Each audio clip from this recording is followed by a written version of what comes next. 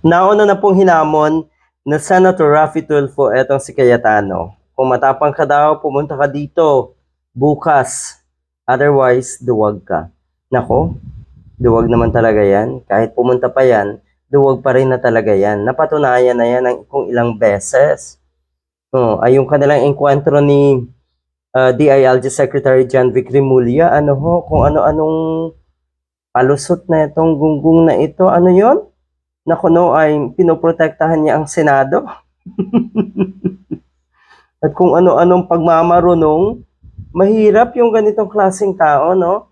Na akala mo, siya lang yung may alam, akala mo siya lang yung marunong, at siya pa ngayon yung may gana na magsabi na, huwag daw kayong papa-11 sa 11.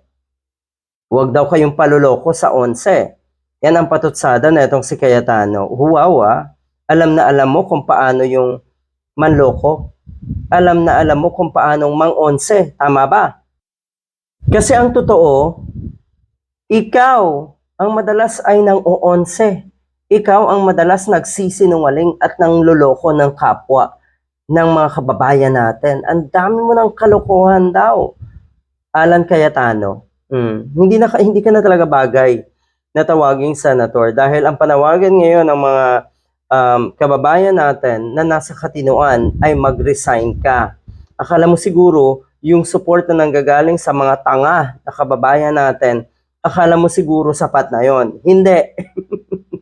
Pinagtatawanan ka ngayon. Kahit yung mga dating senator ay sinasabi rin nila kung ano yung mga kalokohan mo. Marami ka daw bad habits. Habits na hindi dapat palampasin. Talagang hindi dapat palampasin. Bilang isang leader ng Senado at naging leader din ng Kongreso daw ng mababang kapulungan, ang lala ng isang ito. Ang lala ng pagiging mapanlamang ng isang ito na akala mo gutom na gutom sa pwesto.